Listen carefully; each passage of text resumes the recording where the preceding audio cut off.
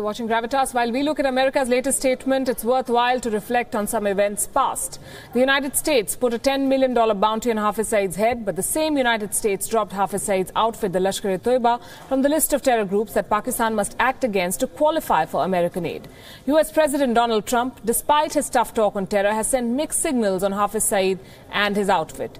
He has been named in statements. US agencies have slapped sanctions on the terrorist groups, but stopped short of taking definitive action. The US Congress recently passed a bill that we've been talking about, detailing the rules for military aid to Pakistan. Though the Haqqani network was named on this list, the Lashkar-e-Toiba was dropped from the list for the first time, which means that action against Hafiz Saeed or the Lashkar-e-Toiba is not mandatory for Pakistan to get American military aid.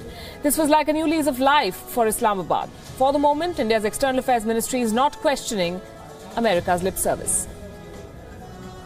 I do not agree with your assessment that there is a bit of softness by the US side on certain entities.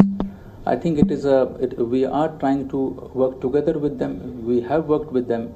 And if you have seen the statements emanating from the US administration in the past, I think it is very clear that we are on the same page as far as fighting terrorism is concerned.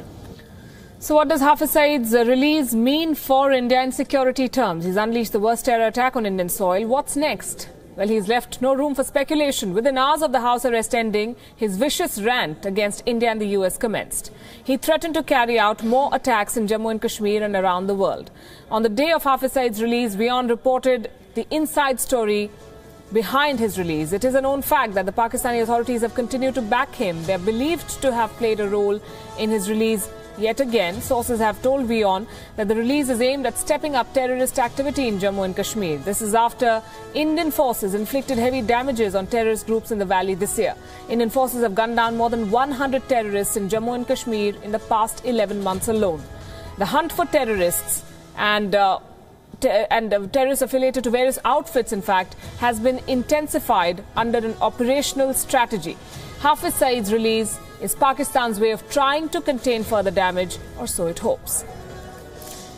But why just Kashmir? Could he be training his guns on Afghanistan too? America's showpiece and very expensive project in this region. Can Hafiz Saeed destabilize Afghanistan? Some experts believe that he operates in the shadows in that country already. But he is not believed to be heavily involved with the Taliban at the moment. Hafiz Saeed has been named for carrying out some attacks in Afghanistan. Back in 2010, the Lashkar-e-Toiba is believed to have operated in Kunar and Nuristan regions. More recently, the Afghanistan government has accused Hafiz Saeed of overseeing attacks led by Islamic State fighters in that country. And we told you earlier about Hafiz Saeed and his political ambitions. It has been known for quite some time now that Hafiz Saeed is behind the Milli Muslim League, a political offshoot of the Jamaat-ud-Dawa. While the party's registration has been rejected by the country's election commission, the establishment has turned a blind eye to its activities. The question is, why does Hafiz Saeed want to take a plunge into politics? By floating a political outfit, Hafiz Saeed wants to exploit the existing political vacuum in his country. The move will also prevent Jamaat cadres from joining other terrorist groups. Through his party, Hafiz Saeed wants to broaden his support base in the economically backward areas of Fatah, Balochistan and Karachi. While we've discussed this issue threadbare, it's interesting to note that the release of this global terrorist has barely made news in Pakistan. Take a look.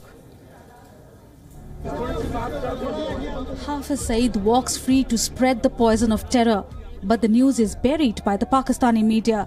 The front page of the prominent daily The Dawn is silent on the development. The Geo News site throws up the same result. It talks of an attack on clerics in India. There's a report on Israeli Prime Minister Netanyahu, but nothing on Saeed.